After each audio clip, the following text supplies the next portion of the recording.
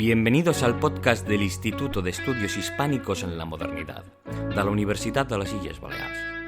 Empezamos.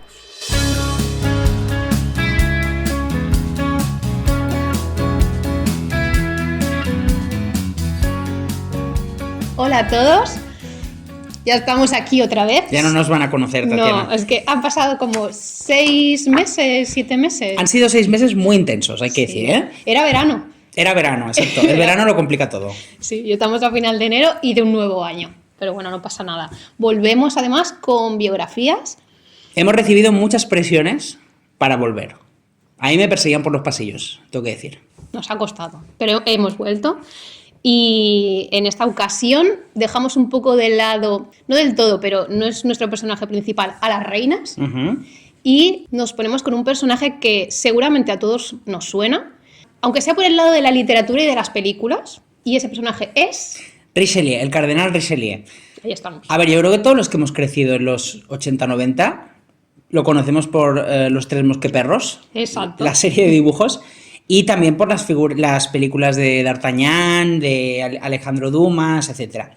Entonces nosotros queríamos centrarnos en un personaje nuevo, porque es verdad que nuestra especialidad evidentemente son las reinas, pero Richelieu era como un reto, un melón y bien grande. Y lo vamos a abrir. Y lo vamos a abrir. Ha llegado el día de abrir este melón. ¿Por qué? Porque estamos en una época en la que vemos... Se habla mucho de crisis política, de que no hay referentes, no hay grandes modelos políticos, ¿no? Y al final la política no es una cosa que nace de la noche a la mañana, sino que hay que construirse una figura política, ¿no? Y nadie es mejor para ejemplificar esto que el cardenal Richelieu. Es decir, una persona que veremos que llegó de la nada prácticamente, un obispo de provincias, que llegó a convertirse no solo en el hombre más importante de Francia, sino en el constructor... Cuidado, Tatiana. En el constructor de la Francia moderna. Es decir, mucho Luis XIV, pero Luis XIV tuvo el camino allanado gracias a este señor. ¿Qué nos interesa más?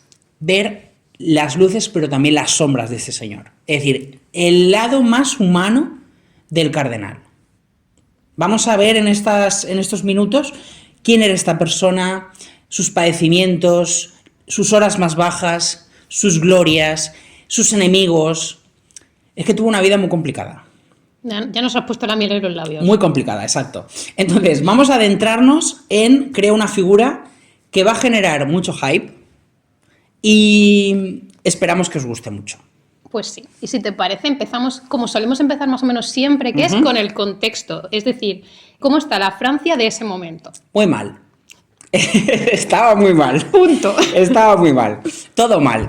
Bien, Francia, para entenderla en este momento hay que retrotraerse al siglo XVI, es decir, unas décadas antes de que Richelieu entrase en escena. Francia vivía unas guerras terribles, unas guerras que prácticamente habían desangrado el reino, que eran las guerras de religión. ¿Esto qué es? Europa en el siglo XVI, esto lo hemos comentado en algún podcast, sobre todo cuando vimos a María Tudor, a María Estuardo, ¿no? Son unas guerras oficialmente religiosas, ¿no? Entre distintas variantes del cristianismo, catolicismo, luteranismo, anglicanismo. ¿Qué pasa? Que en Francia empezaron a llegar las ideas del calvinismo, que es otra corriente protestante. Y los nobles franceses, los llamados grandes de Francia, ¿no? Empiezan a asumir estas ideas. Podemos pensar que obviamente es una profesión literalmente religiosa, pero había ahí otra cosa, y era una forma de desafiar a la monarquía, ¿vale? Esto se tradujo en guerras civiles entre los nobles protestantes y los nobles católicos, en las que la monarquía, los reyes juegan un papel importantísimo. ¿Por qué? Porque los reyes representan a la religión, ellos son los guardianes de la religión católica. ¿Qué pasa? Francia se ve inmersa en estas guerras despiadadas, guerras que se cobrarán muchísimas vidas, ¿de acuerdo? Y así llegamos a finales del siglo XVI, cuando la dinastía reinante, los Valois, se quedan sin herederos, porque el último de los Valois, Enrique III, es asesinado, y el siguiente en la línea de sucesión es un Borbón, el primer Borbón, Enrique de Navarra. Luego hablaremos de este personaje porque es el padre de nuestro querido Luis XIII, el rey con el que gobernará Richelieu. Enrique era uno de los líderes del protestantismo, era uno de los líderes calvinistas, hugonotes. Hugonotes es el nombre que recibían los calvinistas en Francia, digo porque lo vamos a mencionar bastante. Obviamente los católicos no querían que un rey protestante fuera rey de Francia, ¿no? Entonces se desata una tercera guerra, o cuarta guerra, yo no sé cuántas había ya, guerra de religión, y finalmente Enrique IV podrá ser rey siempre y cuando abjure del calvinismo, es decir, se le exige que sea rey católico. Él, de hecho, siempre se cuenta la misma frase, que él, viendo París, dijo, París bien vale una misa, como diciendo, pues, no está tan mal. No, me merece la pena. Me merece la pena, exacto. ¿Qué pasa? Esto será un parche. Es decir, Enrique IV se convertirá en rey de Francia, pero los rencores pasados, el poder de los nobles, que ahora hablaré de él, todo eso sigue presente. Es como una herida que no se ha curado, ¿de acuerdo? Se ha puesto una tirita, pero sigue infectada. Y esta será la Francia que va a heredar Richelieu, ¿de acuerdo? Luego hay otro problema, un problema importante. Francia no es un reino totalmente controlado por la monarquía, es decir, los nobles controlan grandes zonas. Podemos decir casi que los señores, los grandes nobles de Francia, casi son señores independientes. Sobre todo el Languedoc en el sur, la Bretaña, Normandía, son grandes extensiones controladas por esos nobles que son casi como señores. Es decir, esa idea de feudalismo no ha terminado de caer bajo esa monarquía. Es decir, los reyes intentan unificar Francia, intentan controlar, pero no pueden. Y esos nobles darán por saco.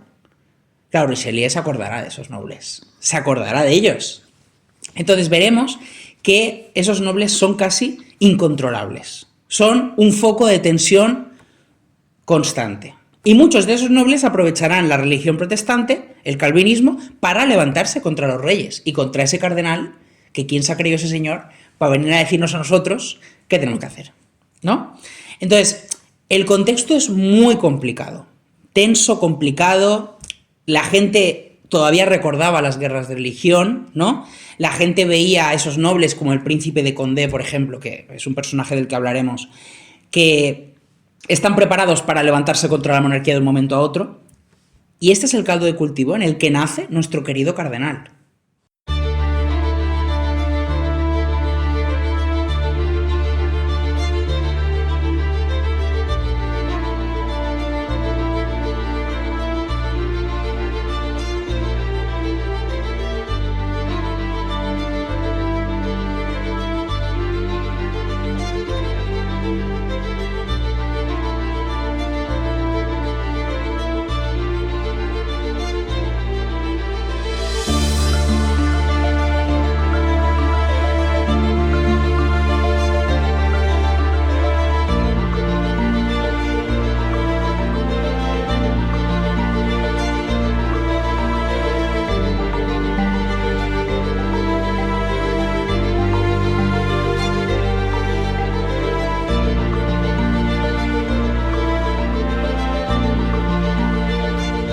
¿Quién es Richelieu? ¿De dónde surge? Richelieu, llamado Armand Jean Duplessis, Armando Juan total. Esto me lo dice porque yo le pregunté, claro, siempre decimos el cardenal Richelieu, y es en plan de, vale, pero ¿y este señor cómo se llamaba? Porque tendría un nombre. Armando Juan.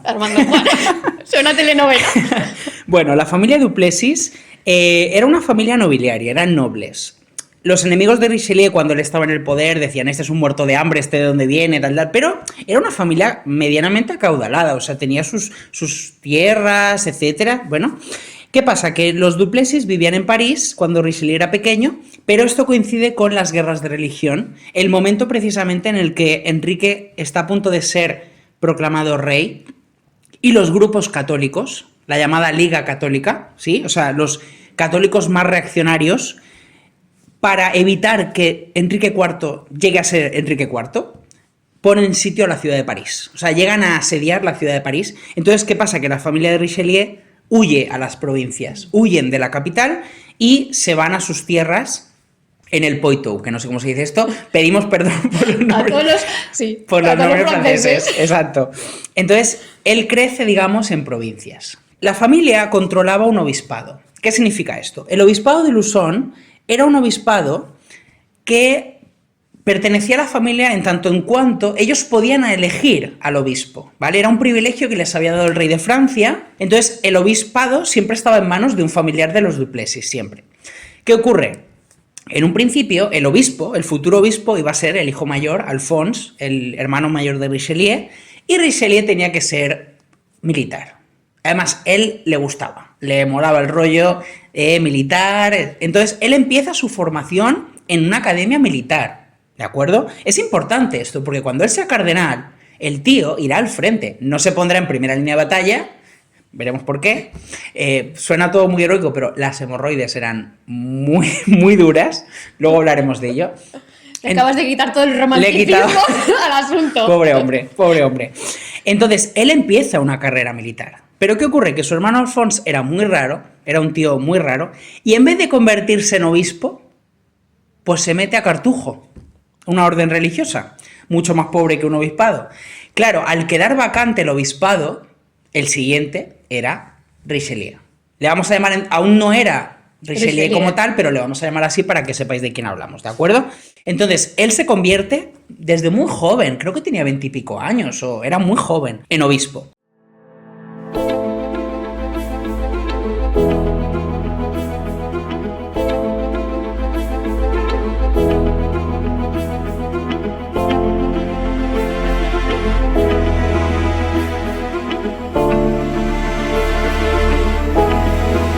La guerra, que hasta entonces había sido su obsesión, comenzó a transformarse en ambición.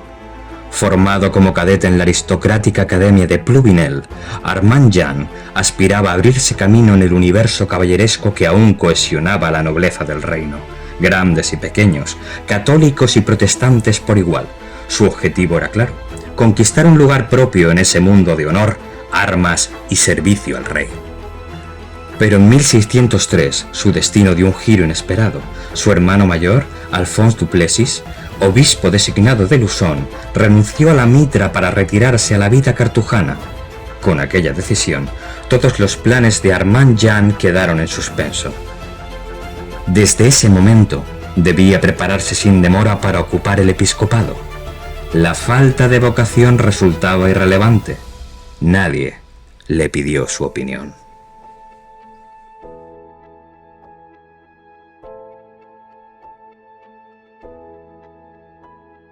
Y desde el principio, él en su diócesis empieza poco a poco a aplicar una serie de reformas. O sea, es un obispo intervencionista. Pensad que en este momento está el Concilio de Trento, ya acabado, ese concilio que pretendía no solo condenar el protestantismo, sino reformar la Iglesia Católica, extirpar todos esos abusos, y no eran pocos, que había en la Iglesia. Entonces, Richelieu será un obispo tridentino, un obispo que intenta reformar su diócesis.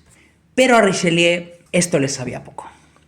Era un tío ambicioso, él miraba siempre a París. Él sabía que el meollo estaba en París. Estaba en París. O sea, los esplendores de la monarquía se sentían en París. Las provincias era poquita cosa. Entonces él de vez en cuando, aunque era obligatorio que los obispos residieran en su diócesis, ese era uno de los mandamientos, digamos, de Trento, es decir, los obispos tenían que residir en su diócesis, pues Richelieu cada año hacía una visita a París. Se movía con los círculos de la Sorbona, de la universidad, entraba en contacto con grandes filósofos, etc.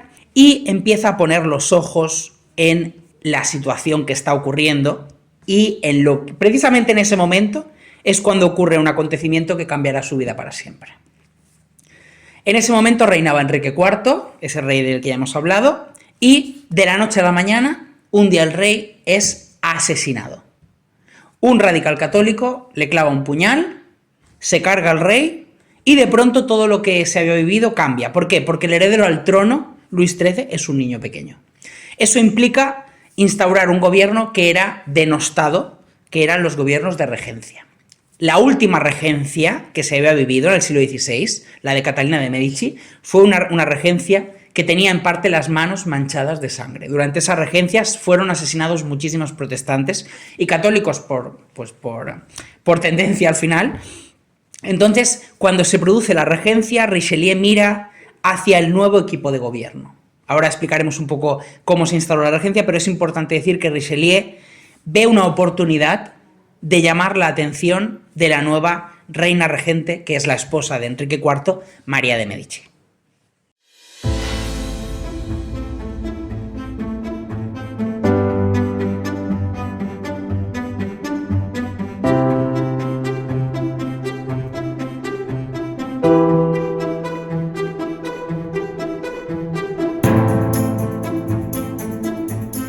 Richelieu apenas había comenzado a asentarse en su diócesis cuando el asesinato de Enrique IV sacudió al reino.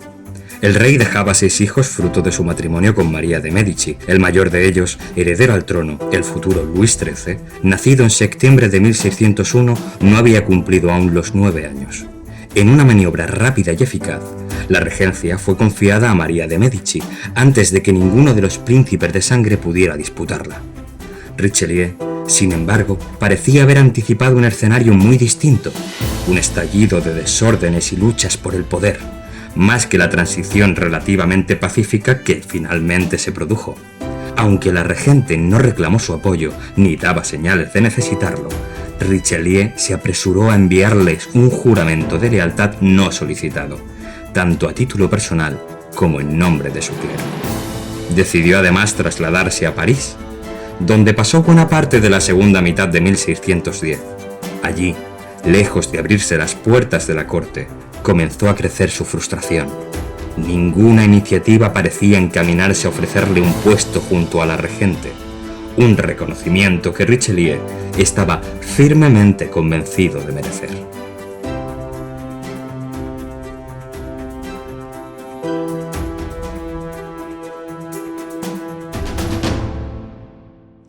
Háblanos un poco de esta reina, de María de Medici y su equipo de gobierno.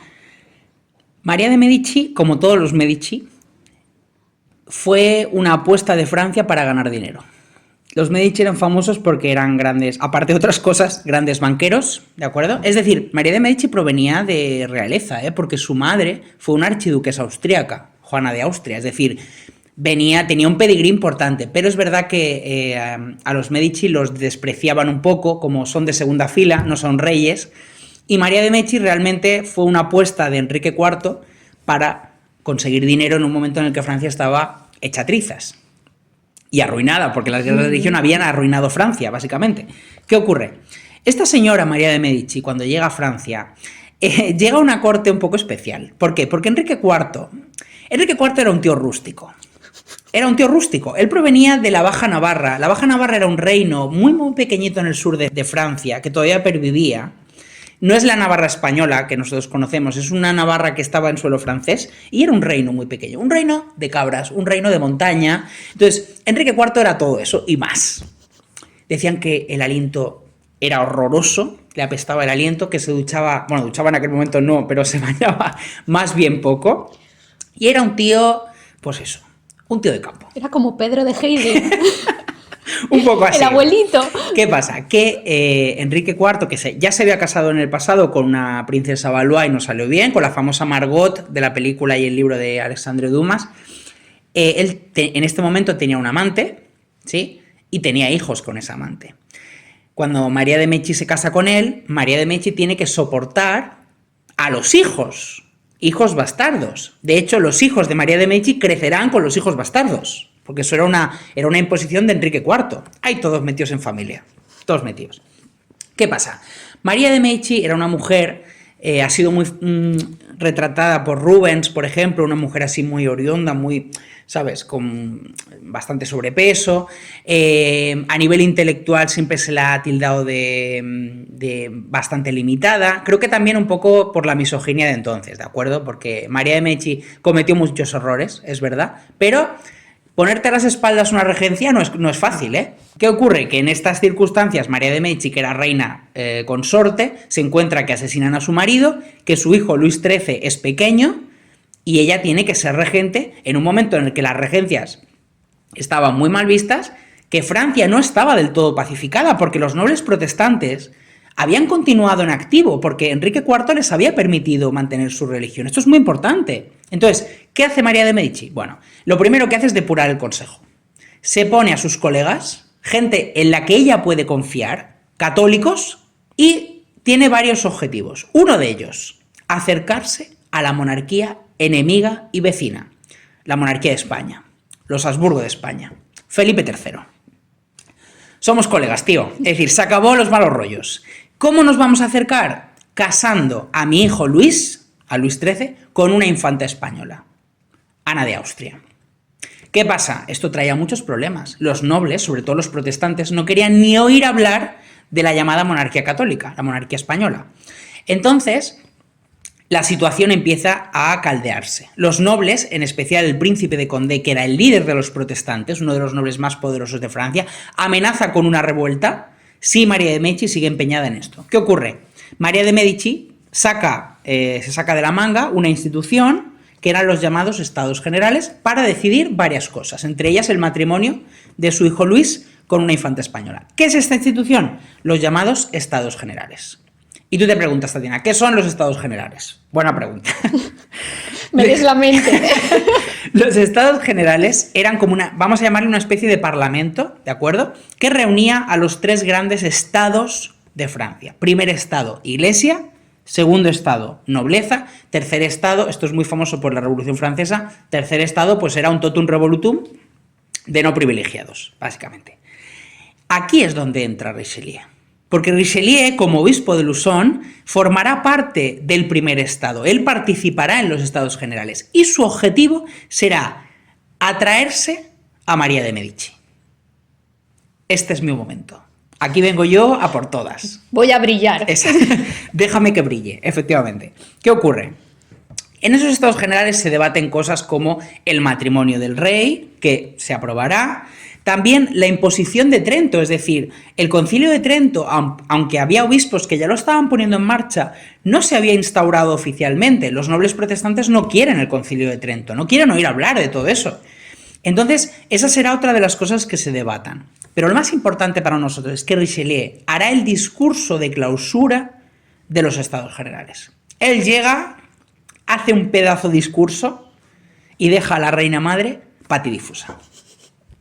Y la reina lo ve y dice, este es para mí. Este me interesa. Este me interesa. Entonces, Richelieu conseguirá llamar la atención de María de Medici y ella, fascinada por la oratoria de este señor, le propondrá unirse a su equipo de gobierno. Es ese el momento en el que Richelieu entra en la alta política. El momento en el que Richelieu va al Louvre, al palacio, y empieza poco a poco a moverse en las entrañas del poder político que le iban a deparar muchas migrañas y muchos sinsabores.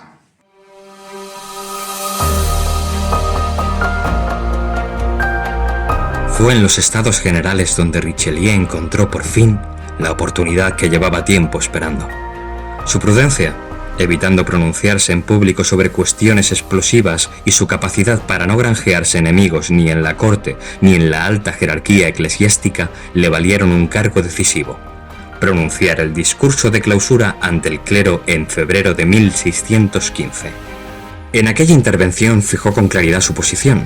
Defendió la aplicación en Francia de los decretos del Concilio de Trento y urgió a la reina madre a restaurar el catolicismo en el Bearn, tierra natal de Enrique IV. Al mismo tiempo, respaldó la política de alianzas con la monarquía española, apoyando los matrimonios concertados entre Luis XIII y Ana de Austria, y entre la princesa francesa y el futuro Felipe IV. Con un discurso, Richelieu dejó de ser un obispo más y empezó a hacerse visible como un hombre de Estado. Vale, y ahora quiero que me hables un poco de Luis, porque con tremenda herencia que me acabas de decir de padre de las cabras y madre limitada, yo quiero saber este personaje, pues que nos hables de él un poco, de ese Luis niño. Luis es un personaje que ha fascinado muchísimo a los historiadores. De hecho, se han hecho muchos artículos solo de su personalidad y su psique, su psicología. Y no es para menos.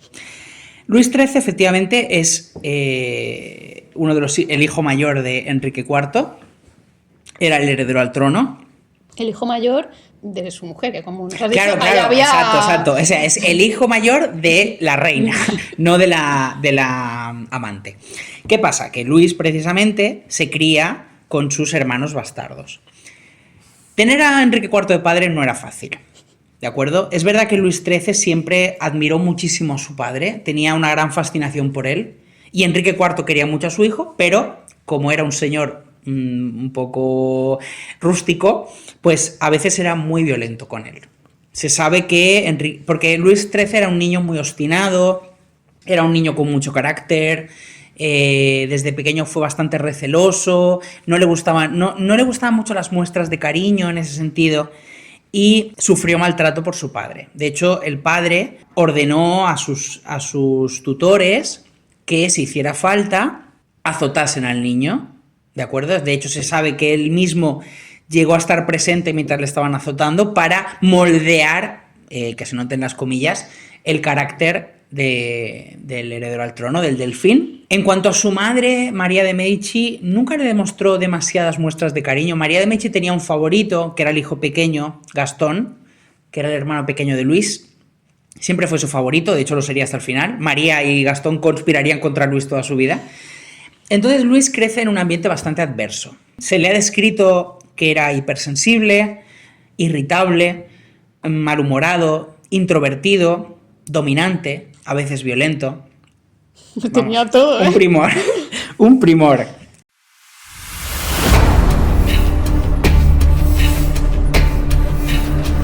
Quiero, y te ordeno, que lo azotes siempre que se muestre obstinado o cometa alguna falta. Lo digo con pleno conocimiento, pues sé por experiencia que no hay nada en el mundo que le resulte más provechoso. A mí mismo me castigaron con severidad a su edad, y ese castigo me fue de gran utilidad. Por eso te ordeno que procedas así, y que se lo hagas comprender. En realidad, la amenaza del látigo era más habitual que su uso efectivo, y cuando finalmente se recurría a él, lejos de corregir su comportamiento, solía agravar sus accesos de ira. Por ello, María de Medici recomendó emplear el castigo con moderación. Y la gran pregunta era si era homosexual. Esto, por ejemplo, François Bluch lo llamó, es que me fascina la dificultad que tienen los historiadores para tratar esta cuestión. Sodomita reprimido. Bueno, él negaba que fuera sodomita reprimido, que otro le había considerado, él no consideraba. O sea, yo creo, visto lo visto, luego hablaremos un poco de las relaciones de Luis, no tengo tan claro que fuese homosexual, creo que casi era más asexual, es decir, él no tenía interés, o no parecía tener interés por el sexo en sí mismo, aunque sí que es cierto que él siempre se vio atraído, que se me entienda, atraído en el sentido de que le causaba fascinación los hombres más mayores. Esa autoridad paternal, yo creo que por una cuestión de el maltrato que había recibido por parte de su padre, cuando Enrique IV muere, Luis seguirá acercándose a hombres más maduros y se rodeará de ellos. En este caso, es importante hablar de un personaje, Luynes, que era su halconero real, era el hombre que se ocupaba de los pájaros, los halcones, etc. Y será su gran referente. Es decir, Luis, mientras María de Medici lleva a cabo la regencia, se ocupa del gobierno, Luis empezará a acercarse a este hombre. Se decía además que antes de dormir pues tenían como unas reuniones, ¿no? Digamos, porque según he leído, la habitación de Luis estaba conectada con la de Luis. Una estaba encima de la otra, en pisos diferentes, y había unas escaleras, el Louvre estaba lleno de escaleras secretas. Luis tenía mucho acceso a Luis, y Luis buscaba su consejo, se apoyaba en él, buscaba, yo creo, ese cariño que le había faltado un poco. Entonces María de Medici empieza a desconfiar de este señor, en plan, este señor que se trae con mi hijo, ¿no? De hecho, los consejeros de María le recomiendan que tenga cuidado con Luis, porque es un... al final, Luis va a crecer, Luis se va a convertir en... Bueno, ya era rey por la muerte de su padre, pero va a asumir la mayoría de edad, y eso es peligroso.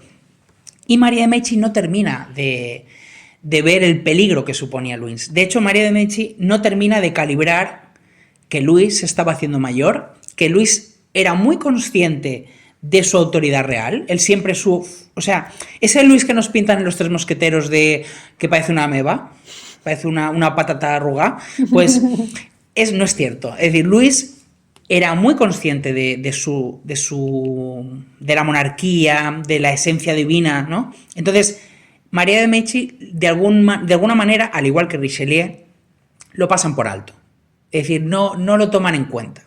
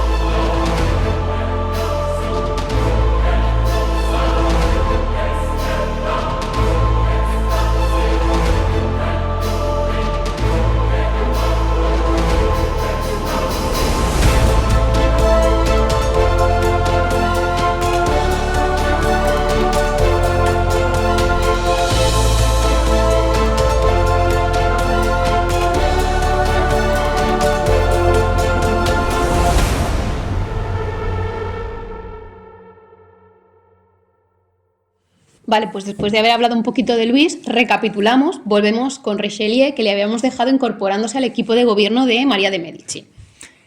María de Medici confía en él, es decir, lo mete en el Consejo de Estado, es uno de sus hombres de confianza. Hay que decir que en ese momento no era el favorito de María de Medici como tal. María tenía un círculo italiano, su favorito era Concini o Concini, literalmente. Yo, los padres, cuando ponen nombres me encanta, ¿eh? Pero bueno. Entonces, su círculo italiano era el que tenía más influencia en la reina, pero Richelieu ya tenía un papel en la política. Él ya formaba parte del Consejo de la Reina. ¿Qué ocurre? Aquí Richelieu cometió, en mi opinión, un error, y fue subestimar a Luis. ¿De acuerdo? Luis no podía verlo. O sea, Luis, todo lo que fuera el círculo de su madre, no podía ver a ninguno, incluido el propio Richelieu. No podía con ellos, ¿vale? ¿Por qué? Porque en parte Luis, su favorito, el halconero, le estaba metiendo ideas de te están robando tu poder, tu autoridad, tu madre te está vilipendiando. ¿Qué pasa? Que Luis, que al final era un adolescente, pensemos que la mayoría de los reyes de Francia eran los 14 años, es decir, era un chico muy joven. ¿Qué ocurre? Luis, todo lo que le relacionara a la reina madre, no podía ni verlo, incluido el propio Richelieu. Y Richelieu no tuvo en cuenta esto. Richelieu, de alguna manera, al igual que la propia madre de Luis, no lo tuvieron en consideración, no creyeron que fuera capaz de hacer lo que hizo. ¿Qué ocurre? Mientras se está desarrollando la regencia, mientras María de Medici intenta aislar a su hijo de alguna manera porque era joven, para tener el poder, en las sombras, sobre todo en la habitación de Luis XIII, empieza a prepararse una conspiración con el objetivo de devolver el supuesto poder perdido al rey, es decir, con la idea de que Luis XIII gobierne personalmente. ¿Y qué es lo que se hace? En primer lugar, se convence a Luis de la necesidad de depurar todo el círculo de María de Medici. Cuando digo depurar, no estoy hablando de un acto simbólico. Estoy hablando de literalmente cargarnos al equipo de gobierno. Concini o Concini, el favorito de María de Medici, entraba un día en el Louvre y de pronto le pegan un pedazo de disparo que lo dejan en el sitio. Ay, tieso. Literal. Ese fue el primero.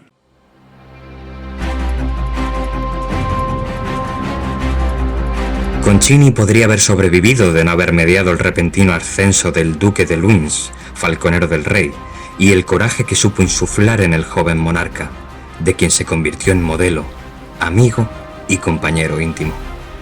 El 24 de abril de 1617, un Luis XIII de apenas 15 años, impulsado por Luynes, ordenó el arresto de Concini. Lo que siguió fue un acto de violencia deliberada que marcó la ruptura definitiva con la regencia de María de Medici. Concini fue abatido al resistirse con 3 disparos a quemarropa realizados por el marqués de Vitry, capitán de la guardia, y otros 2 oficiales.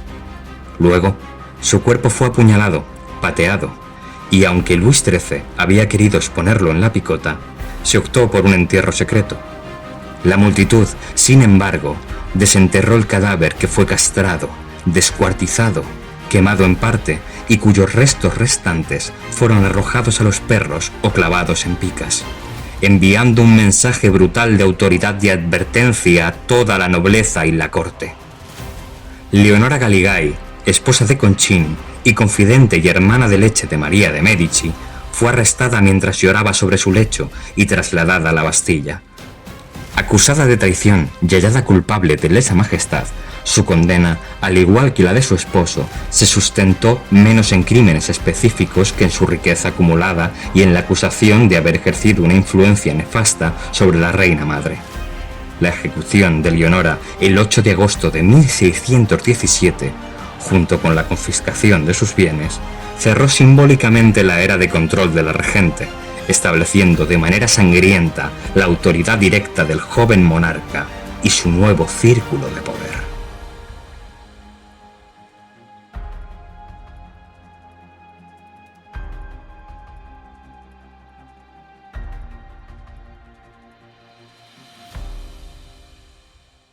A continuación, María de Medici es depuesta por su hijo. O sea, María de Medici es detenida por su hijo, ¿de acuerdo? Es heavy, ¿eh? Esto, madre e hijo están, o sea, es que las familias son muy complicadas. Las familias son muy complicadas. Y si son reales, esto lo habremos dicho más de una vez, más todavía. ¿Qué ocurre? Luis XIII informa a su madre de que ha sido apartada del gobierno, de que él es el rey y el único rey, y con lo cual ella será enviada, exiliada, digamos, fuera de París, al castillo de Blois, junto a todos sus colegas.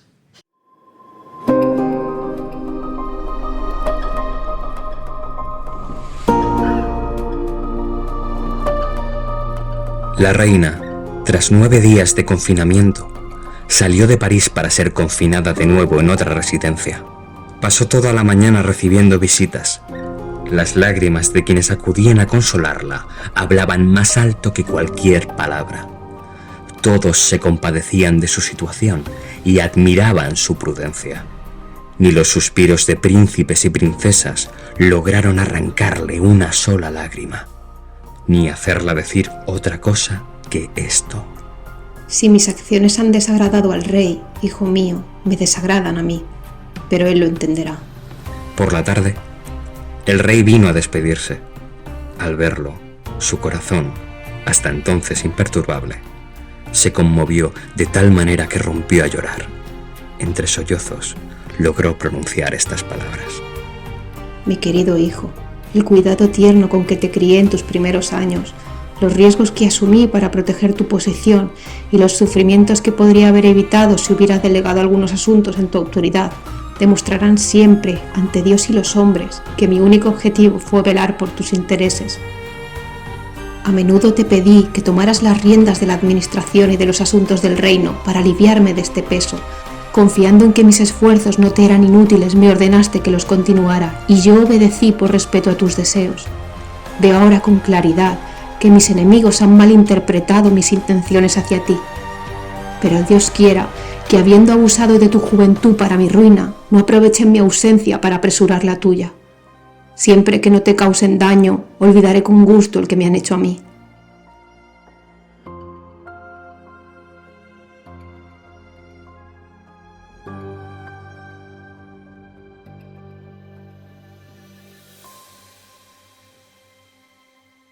Richelieu, calienta que sales. Calienta que sales de París. Claro, ¿qué pasa? Que de pronto Richelieu, de convertirse en un miembro del equipo de gobierno de María de Medici, se encuentra que ha perdido toda oportunidad, porque Luis XIII no lo puede ni ver. Luis XIII no puede ni ver a Richelieu. Es que decían que lo detestaba, que lo aborrecía. Entonces, Richelieu será enviado también junto a la reina madre para asistirla. De hecho, María de Medici ahora ya ha perdido a su Concini, a Concino Concini, y se apoya en Richelieu, ¿no? Richelieu se va junto a la reina madre, pero el señor... Ay, es que la política es lo que tiene. Es decir, él... Y el poder. Ha probado el poder, las mieles del poder, digamos, y quiere volver. Entonces el señor empieza a escribir a Luis. ¿Por qué? Porque Luis XIII se ha llenado la boca de ¡oh, yo soy el rey, yo mando, yo ordeno! Pero realmente no es así. Luis se convierte en la nueva cabeza visible del gobierno. Es decir, es Luis el que controla al rey y al poder. Entonces Richelieu sabe que si quiere tener alguna oportunidad de regresar, tiene que convencer a Luis de que, oye, Escucha. nos hemos equivocado, creo que se me ha volver a pasar. se me ha malinterpretado, etc. Sí. Entonces empieza a escribir a Luis, ¿de acuerdo? ¿Qué ocurre? Que Luis le dice, ¿tú quieres volver? Bueno, vamos a hablar antes. Empieza a vigilar a la reina madre. Si tú quieres regresar, todo se puede hablar, pero primero vigila a la señora. Claro, Richelieu juega una partida muy peligrosa, porque él en teoría es fiel a María de Medici. Es ella la que lo ha puesto en el poder. Y sin embargo se está carteando con los enemigos de la reina madre. ¿no? Un chaquetero. Es un chaquetero de toda la vida, efectivamente. ¿Qué pasa? Que al final Luis, en el fondo, está utilizando a Richelieu. No tiene ninguna intención de que él vuelva. O sea, no hay ninguna intención de que Richelieu vuelva al poder, vuelva a París. Richelieu intenta por todos los medios granjearse las simpatías de Luis y Luis. Y por otro lado, el equipo que se mantiene con María empieza a desconfiar de él. María de Medici no tanto, porque es un hombre en el que ella desfoga todas sus inseguridades, es su consejero, digamos, pero el equipo que rodea a María no se fía de él. Dice, señora, ¿se está dando cuenta usted de lo que está haciendo su colega? ¿Está viendo que aquí a lo mejor está jugando a dos bandas? Entonces Richelieu empieza poco a poco a sentirse incómodo. Empieza a ver que se le hacen desprecios en la corte de Blois, en el palacio donde vive María, se le margina, no se le tiene en cuenta, así que finalmente Richelieu dirá, mira, no hay más que hacer, y a pesar de que María le niega que se vaya, porque María de Medici le necesita, finalmente abandonará la corte, estará un tiempo en su obispado de Luçon, y finalmente Richelieu, Luis XIII, que no puede con él, lo ordena que se vaya a Avignon. Avignon, que está en Francia, era un territorio papal. Era un territorio independiente dentro de Francia, ¿vale? Entonces Richelieu, como eclesiástico, se va una temporada a Aviñón. Y todo indica que la carrera de Richelieu ha llegado a su fin. Es decir, todo parecía que Richelieu iba a ser uno más de los pajaritos que revoloteaban alrededor de María de Medici, que no iba a tener ningún tipo de importancia en la historia francesa. Pero como la historia es tan caprichosa, empezó a dar vueltas. Y cuando Richelieu pensaba que todas sus puertas se habían cerrado, se lía la de Cristo Rey y empieza a ver que todavía es posible regresar al poder.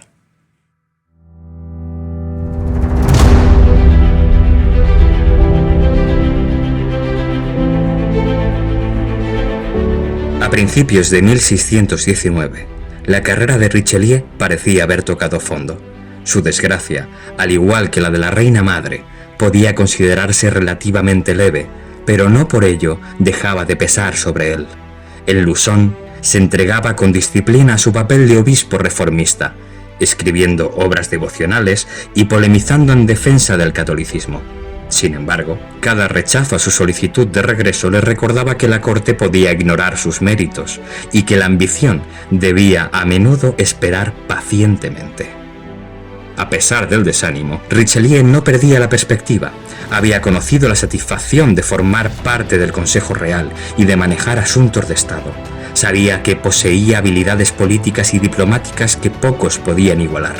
Aquella experiencia le había enseñado que, incluso en la adversidad, era posible trazar un camino hacia la influencia y el poder.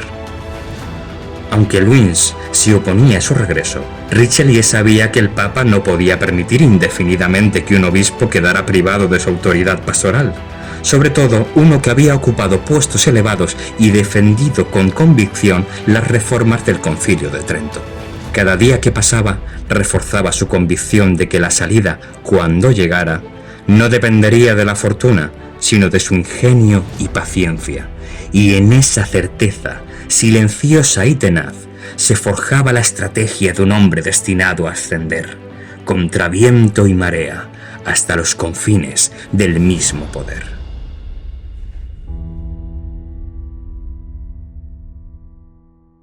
Vale, háblanos de cómo Richelieu irá recuperando ese poder que había perdido. Mientras Richelieu estaba exiliado, María de Medici vuelve a las andadas. Esta señora, yo soy muy fan de esta señora, ¿eh? Ella consideraba que su momento no había terminado todavía. Entonces se urde una conspiración para que la reina huya de esa prisión dorada que es el castillo de Blois y se consigue que María de Medici se escape por una ventana, la señora con una cuerda. Esto es de novela total, ¿eh? O sea, la señora... Tremendo espectáculo. Tremendo espectáculo. Se fuga por una ventana y reúne un ejército contra su hijo Luis. O sea, inicia una revuelta nobiliaria, digamos, con nobles que apoyan a la reina madre contra Luis XIII. Pero ¿cuál es su intención? Es decir, no creo que quisiera, o sea, que su hijo no fuera rey, ¿no? Entonces, ¿qué es? ¿Que quiere controlar el poder unos años más porque considera que su hijo no está preparado? Bueno, hay varias cosas. La primera, que esto no lo he dicho. Había como dos sectores en la corte, ¿vale? El llamado partido devoto, que era el partido ultracatólico. Llamámosle ultracatólico no como los ultras del Madrid, sino ultra, es decir, que quieren que se imponga un catolicismo un poco más... menos tolerante con el protestantismo. Este partido devoto, que era el partido de la reina madre, en el que había formado parte Richelieu, era un partido que quería acercarse a la monarquía de España, etc. Y luego está el partido más tolerante con los protestantes, un poco. Entonces, ¿qué ocurre? Que los nobles católicos se apoyan en María de Medici porque saben que ella es la única que puede como restaurar, ¿no?, ese catolicismo que se está perdiendo, parece, ¿no? Y por otro lado, María de Medici lo que quiere es forzar a su hijo a una reconciliación, pero que le dé ventajas a ella. Es decir, lo que quiere ella es tener una posición en la corte. Ella sabe que reina no va a poder ser, porque como tú dices, pero su hijo la ha vilipendiado, la ha marginado, entonces ella quiere recuperar su posición, ¿de acuerdo? Al final, esto es como una disputa doméstica, pero con muchos nobles por en medio. Sí, pero metiendo ejércitos y nobles. Exacto, exactamente. ¿Qué ocurre? En estas circunstancias, el rey y Luis se dan cuenta de que necesitan a alguien que tenga la confianza de María para conseguir una reconciliación, porque estamos hablando, como tú dices, de ejércitos. Y es entonces cuando Luis le dice al rey: oye, Luis, yo creo que podríamos recuperar a Richelieu porque él se llevaba muy bien con tu madre. Y Luis, que no quiero verlo, que no lo aguanto, que no quiero ver a ese señor. Yo creo que es la única persona que puede hacerlo. Entonces llaman a Richelieu. Richelieu, vamos, tenía las maletas ya en la puerta. Él vuelve y consigue una reconciliación insincera, no es sincera, pero una reconciliación entre María de Medici y Luis XIII. ¿Qué implica esto? Implica que María de Medici regresa a la corte. Ella tiene su posición de reina madre, ¿de acuerdo? Y Richelieu vuelve oficialmente con la reina madre. Es decir, ahora Richelieu vuelve a la corte, pero sigue estando en el círculo de la reina madre. Luis XIII no lo aguanta, es que no quiere ni verlo. Y Richelieu dice: de aquí no me sacas. De aquí no me vuelves a sacar. Entonces, Richelieu empieza a traicionar a la reina madre. Empieza a mirar hacia el círculo de Luis. Y aprovechará precisamente el año de... Por ejemplo, María de Medici, antes de que no lo he dicho, María de Medici, que quería a Richelieu, presiona a Luis, cuando ya está en la corte, para que le den el capelo cardenalicio. A un Richelieu creo que tenía 37 años, era joven. Y María, como compensación por haber ayudado a mediar entre ella y su hijo, María presiona a Luis para que hable con Roma y le concedan el capelo cardenalicio. Es aquí cuando Richelieu se convierte en el cardenal de Richelieu. Gracias a María de Medici. María de Medici se iba a acordar toda su vida de lo que había hecho por este señor. Y se iba a arrepentir y se la llevarían los demonios a esta señora. Porque veremos que Richelieu, sí, gracias reina, pero luego al final me si piro. te he visto no me acuerdo. Exacto. ¿Qué ocurre? 1622 muere Luis, ese favorito de Luis XIII, ese favorito que lo había apoyado y lo había controlado también. Entonces Richelieu empezará a dar pasos, como es evidente, muy poquito a poco, para conseguir entrar en la órbita de Luis XIII. Él entrará en el Consejo de Estado, pero de una forma muy sutil, porque Luis XIII sigue sin aguantarlo, es que no lo puede ni ver, ¿vale? ¿Qué ocurre? El país cada vez atraviesa más dificultades. Primera dificultad, los protestantes. El país no está pacificado. Es decir, la monarquía intenta desde hace años una pacificación, una recatolización del país, no mediante la violencia, sino mediante pues, la persuasión. Por ejemplo, todo el Languedoc, el sur del país, tenía una influencia protestante enorme. Entonces, ¿qué hace la monarquía? Pues manda órdenes religiosas allí, se envía a predicadores para que prediquen el catolicismo en las universidades, por ejemplo, en las iglesias, se envía a profesorado desde París. Claro, el país sigue estando, la guerra está latente la guerra civil. Por otro lado, el país está en bancarrota. Han sido años, no solo años de una guerra civil, sino que la política exterior francesa, con Enrique IV, por ejemplo, Enrique IV quería enfrentarse a España al final, y eso lleva mucho dinero.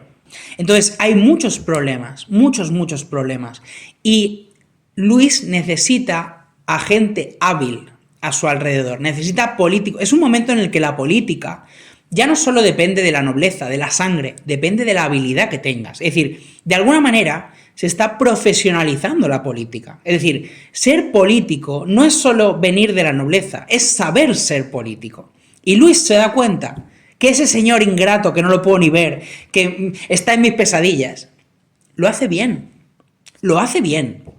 Entonces, Luis poco a poco se irá apoyando en el cardenal Richelieu. Y es aquí cuando empieza a fraguarse poco a poco esa relación. Hay otra cosa también. He dicho antes que Luis se siente de alguna manera atraído, no a nivel sexual, sino a nivel de, no lo sé, como de interés, de protección también, por hombres más mayores. Richelieu sustituye a Luis en ese sentido. O sea, Richelieu es, de algún modo, además Richelieu había aprendido mucho. Richelieu sabía cómo tenía que hablar a Luis, sabía muy bien cómo moverse. Entonces Richelieu empieza a acercarse a él y es el nuevo patrón, el nuevo hombre fuerte que necesita Luis.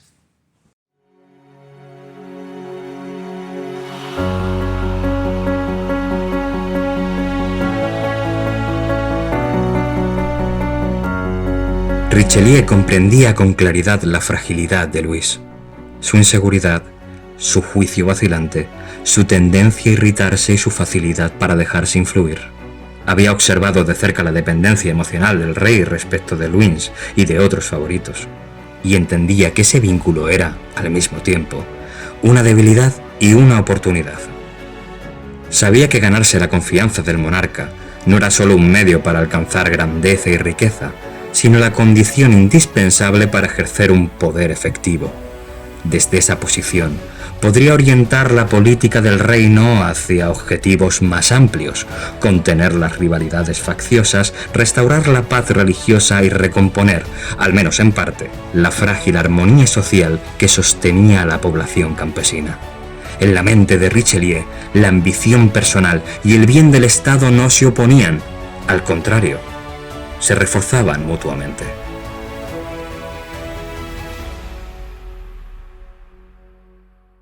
Bueno, después de todas estas idas y venidas, entiendo yo que todo esto habría repercutido en la salud de Richelieu. Y cuéntanos un poquito cuál era ese estado emocional.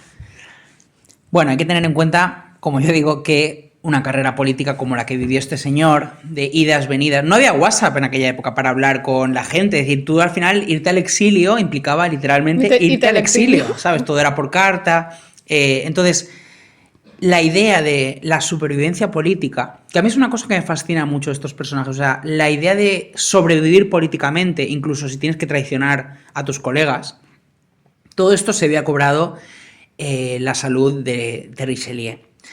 Él, por ejemplo, sufría desde joven migraña, tenía migraña, y él padeció terribles migrañas. Luego también tuvo crisis nerviosas. Todo lo que ocurrió con el asesinato de Concini, hay que tener en cuenta que él no sabía si él iba a ser el siguiente. La idea de verse expulsado de la corte, de acompañar a María de Medici a un exilio que no se sabía cuánto iba a durar, ser marginado por los otros colegas de María de Medici que no se fiaban de él, recibir los desprecios de Luis XIII. Para una persona como él, una persona ambiciosa, una persona que no se contentaba con menos, pues se cobró un precio muy alto durante toda su vida. Él tuvo una salud bastante, podemos decir, frágil en el sentido de que tuvo muchos problemas. Por ejemplo, yo he cogido uno de sus grandes problemas, que ahora nos reímos, pero en aquella época debió ser bastante duro, fue las hemorroides. Él sufrió de hemorroides hasta el punto de que no podía viajar si no lo hacía tumbado. O sea, se le adaptaban los carruajes para que pudiera viajar porque los dolores eran tan terribles que no podía ni siquiera estar sentado. Eso fue un problema. Claro, las hemorroides tienen un componente de estrés importante. Es decir, al final yo creo que habría otras cuestiones, pero en parte la ansiedad, el estrés que sufría este hombre no era moco de pavo, ¿no?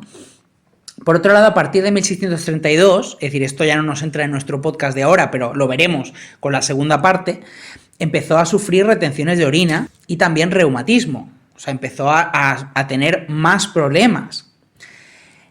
Aparte, era un hombre que comía poco e intentaba hacerlo siempre solo. Es decir, él compensaba toda la majestuosidad que le había dado Luis. Al final Richelieu fue uno de los hombres más ricos de Francia, adquirió el Palais Cardinal, que después se convertiría en el famoso Palais Royal, que está enfrente del Louvre, ¿no? Creo que está el Parlamento, no sé quién está ahora mismo en Francia en ese edificio. Él compensaba esa majestuosidad con una vida más frugal. Esto es muy típico de la vida de la alta jerarquía eclesiástica, esa idea de compensar todo ese poder, esa magnificencia con una vida más frugal, más, ¿sabes?, más humilde, podemos decir. Como que de puertas para adentro Exacto. Es más sencillo. Más ascética, ¿no? Entonces, él le gustaba comer solo, si podía, y sobre todo comía poco. Yo creo que era un nervio, es que ese hombre debía ser un nervio. ¿Cómo era su personalidad? Esto es importante. Él tuvo que construirse una personalidad. ¿Por qué? Porque él se granjeó muchos enemigos. Eso por un lado. Él tenía que combatir con esos enemigos, sobrevivir a esos enemigos, pero es que también tenía que aprender a llevar a Luis.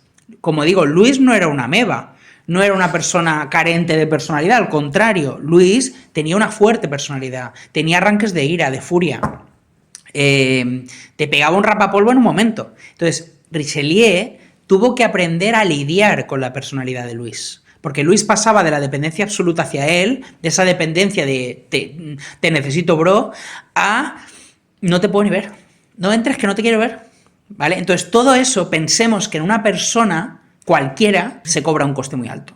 Entonces sus enemigos lo tildaban de ser arrogante, de ser altivo, de ser maquiavélico. Pregunto, ¿podía no ser maquiavélico este hombre? O sea, si quería sobrevivir, no. ¿Realmente este hombre podía no ser una persona maquiavélica? Segundo, también decían que era distante con ellos, que se mostraba inescrutable, es decir, no dejaba transmitir ningún tipo de emoción cuando tenía entrevistas con los grandes nobles, ¿no? Que lo despreciaban al final, decían, este es un tío de provincias, este es un muerto de hambre, ¿no? Ellos buscaban al final desacreditarlo ante el rey. Hombre, también tienes que ser así, no puedes dejar ver lo que piensas a todo el mundo. Claro, al final él es una coraza. Es que esto lo vemos con los políticos de ahora. Yo siempre lo digo, muchos políticos que tenemos nosotros al final están ejerciendo un papel. Es la faceta que nos quieren mostrar. Pues Richelieu era igual. Claro, se llegó a decir que era despiadado, pero es que al final la supervivencia de Richelieu como primer ministro, esto lo veremos en el siguiente podcast, la supervivencia de Richelieu pasaba por tener que actuar con dureza.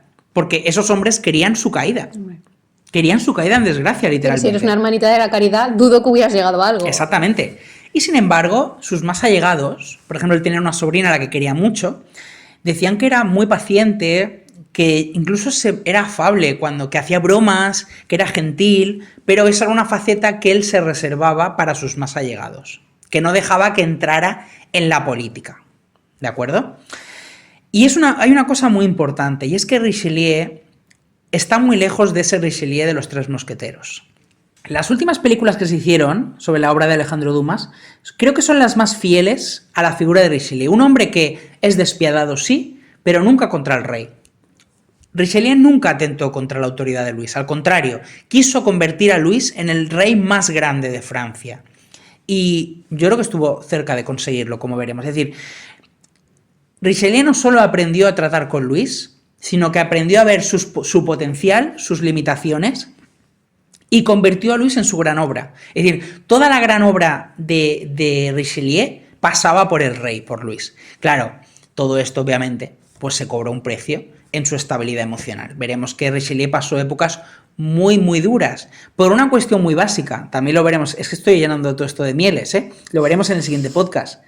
Todo pasaba por la supervivencia de Luis. Richelieu sabía que si Luis moría, bye bye my friend. Y de hecho, no hagan zapping, ocurriría algo así. Es decir, Luis caería gravemente enfermo y Richelieu estuvo a punto de ver su carrera destruida. Esto no lo veremos en este capítulo, lo veremos en el siguiente.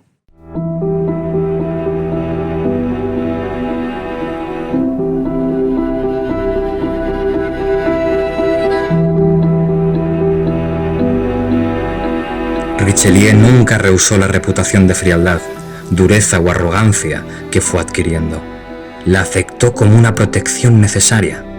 Mantener sus pensamientos inaccesibles, borrar sus huellas y asegurarse de que sus papeles privados, incluidos los informes más sensibles, no sobrevivieran a su muerte formaba parte de una misma estrategia. A los ojos de sus contemporáneos, aparecía ante todo como un príncipe de la Iglesia y el principal ministro de Estado, confidente exclusivo del rey en materia política, personaje distante, impenetrable, poderoso y, llegado el caso, despiadado. Sin embargo, tras esa máscara se perfilaba otro Richelieu, al menos según ciertos testimonios. Incluso algunos de sus adversarios lo describieron como un hombre afable, de trato modesto, cortés, considerado y capaz de una calidez inesperada.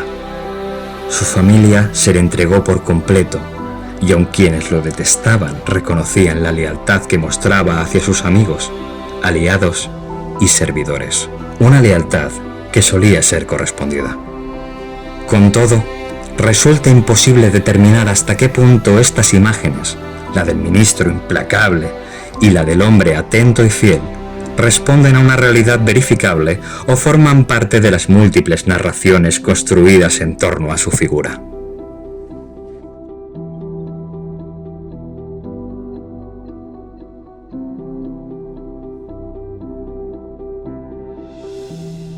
¿Y cómo se convertirá Richelieu en el hombre fuerte de Luis, en ese primer ministro que todos conocemos?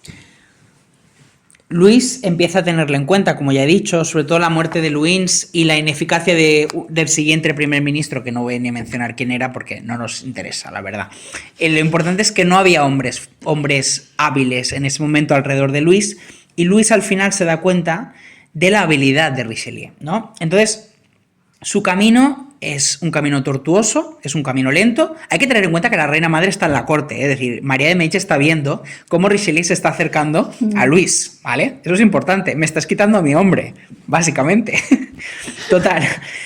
Hombre de confianza, hombre de confianza. Es una pelea de gatas, me estás quitando a mi hombre. Efectivamente. Entonces, Luis introduce a Richelieu en el Consejo de Estado de nuevo. Richelieu vuelve a hacer sentir su voz y poco a poco va ganando cada vez más, se va ganando la confianza de Luis. La dificultad del reino, como veremos, hemos hablado de el problema protestante que sigue en pie, la política exterior, que no lo hablaremos en este podcast, la deuda francesa, el fortalecimiento de la monarquía, todo eso hace que Luis necesite a una persona fuerte y de confianza, y esa persona será Luis. Hasta el punto... Será Richelieu. Ay, perdón, será Richelieu, exacto. ¿Qué ocurrirá? Bueno, Luis también, pero el hombre fuerte será Richelieu. Entonces, Luis decidirá nombrar a Richelieu su ministro principal. Hay que decir una cosa, la idea de ministro principal no es como la idea de valido en España. Los validos en España, que son esos ministros casi todopoderosos, no. Ministro principal se refiere como al ministro más importante del Consejo, no de la monarquía en sí. En la práctica es de la monarquía. Pero es importante esto, porque la gente cuando lee ministro principal tiende a pensar que Luis se echa a un lado y este señor manda todo. No, él es el ministro principal del Consejo. Entonces, Richelieu, que ha aprendido mucho, empieza poco a poco a actuar en consecuencia y trabajar con Luis y con la personalidad de Luis. Entonces, vamos a ver un poco cuáles son los primeros pasos de Richelieu como ministro principal. Había un asunto que traía de cabeza a la corte francesa. Era el matrimonio de la hermana de Luis XIII, Enriqueta María, con el rey de Inglaterra. Tú dirás, bueno, Fran, pues un matrimonio más, un matrimonio menos. Bueno, pues aquí había una amiga importante. ¿Por qué? El rey de Inglaterra, Carlos I, era anglicano. El anglicanismo era una religión protestante. Casar a Enriqueta María, que era católica, a la hermana del rey, conllevaba muchas dudas. podría seguir siendo esta princesa católica cuando fuera reina, se la obligaría a abjurar del catolicismo. Claro, ¿cómo mandamos a esta reina a Inglaterra, o sea, a esta princesa a Inglaterra, cuando los católicos en Inglaterra siguen siendo perseguidos? O sea, no hay tolerancia de culto en Inglaterra. Eran muchas preguntas. Como curiosidad, el rey de Inglaterra se había intentado casar antes con una infanta española, es decir, él antes de probar con Francia había probado con España, pero inviable total. O sea, la infanta María se negaba a abjurar de su catolicismo, hubo muchos problemas. Entonces, ¿qué ocurre? Que el rey de Inglaterra, Carlos I, pues dice, bueno, España me ha fallado, vamos a Francia. Y Richelieu era un tío muy hábil. Vamos a hablar las cosas. Aquí estamos para hablar. Claro, Richelieu fue el primero que dijo, bueno, hay que intentar conseguir este matrimonio. Este matrimonio es vital para Francia. Es una alianza con una potencia como es Inglaterra, ¿no? ¿Qué pasa? Yo te he hablado antes de que había dos partidos en la corte. El partido devoto, que era el partido de María de Medici, y el otro partido que era el más tolerante con los, digamos, con los protestantes. María de Medici, que era la que encabezaba el partido devoto, no veía con buenos ojos un matrimonio que implicara un riesgo para la religión de su hija. Y entonces mira a Richelieu y le dice, ¿y tú qué pasa, tío? Que tú eras parte de mi equipo. ¿Ahora se te ha olvidado todo? Y Richelieu va adelante. O sea, hay que conseguir este matrimonio. Entonces, Richelieu traiciona al partido devoto. Richelieu traiciona a aquellos que lo habían catapultado al poder, porque fue el partido devoto el que lo metió en la política. O sea, el partido devoto era el que gobernaba con María de Medici en la regencia. Y ahora Richelieu dice, chicos, pues tan amigos, ya está. Luego nos vamos de caña si queréis, pero hay que hacer lo que hay que hacer.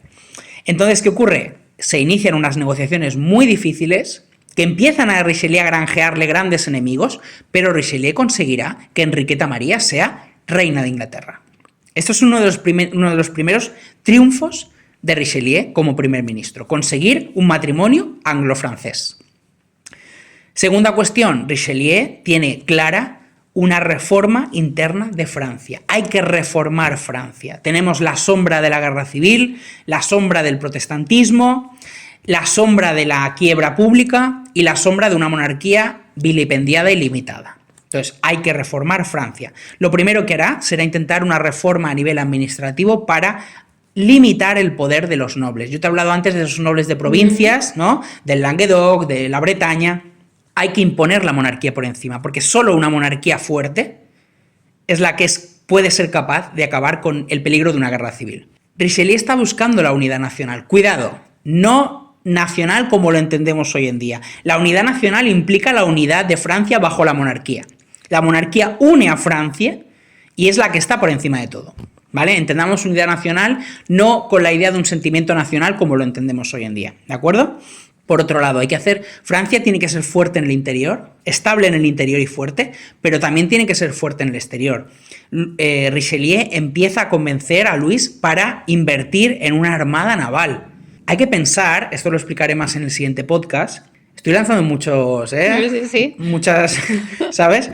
Entonces, Richelieu se da cuenta de que Europa ha vivido muchos años de paz. Ahora empieza a haber guerra, la guerra de los 30 años en el Imperio. Entonces, la guerra es inevitable.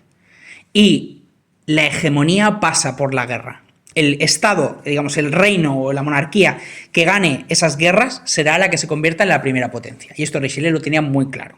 Y, por supuesto, hay que poner en marcha el problema de la deuda desorbitada. Richelieu es consciente de que no hay que subir los impuestos. Es muy consciente de que el pueblo ya ha pagado demasiado. Hay que buscar otras vías, ¿de acuerdo? Con lo cual, Richelieu se consolida como el hombre fuerte de Francia, ¿no? Estamos en los años 20, en el inicio de su ministerio. Solo hemos llegado al inicio de su ministerio, pero Richelieu ya se está convirtiendo en una persona respetada, una persona observada por los embajadores de la corte de París, una persona que genera muchos debates. No se sabe hasta dónde va a llegar la ambición de ese cardenal, no se sabe hasta qué punto controla o no al rey, y Luis se está granjeando grandes enemigos. Porque claro, el poder al final genera enemigos. Cuanto más asciendes, más envidias, más recelos. María de Medici, obviamente, no entendía qué estaba pasando. En plan, ese hombre estaba conmigo y de pronto me ha olvidado, ¿no? Ese hombre era mi amigo. Exacto. Entonces, ¿qué ocurre? que en este momento se inicia la vertiginosa carrera ministerial de Richelieu con dos caminos. Uno, hacia la grandeza, hacia la idea de convertirse en el hombre más poderoso de Francia por detrás del rey, el hombre que reconstruye la Francia moderna, o dos, hacia una caída todavía más estrepitosa, porque Richelieu sabía que si salía del campo, si salía del partido, jamás volvería. ¿Por qué? Porque se había cerrado todas las demás puertas. La puerta de Maria de Medici estaba cerrada. Los nobles no podían verlo ni en pintura. Ahora mismo solo tenía una persona en la que apoyarse, y esa era Luis XIII. Y esto lo veremos en el siguiente podcast. Así que lo dejamos aquí. Con todas esas perlas que has ido lanzando. Muchas perlas tenemos para un collar. Sí, de lo que vamos a hablar en el siguiente. Os prometemos que no pasarán 6 o 7 meses. No, vendremos pronto, lo prometemos. Siempre decimos lo mismo. Pero volvemos. Es mentira, pero no pasa nada, esa segunda parte estará. Y nada, pues nos escuchamos en el siguiente. Nos vemos pronto.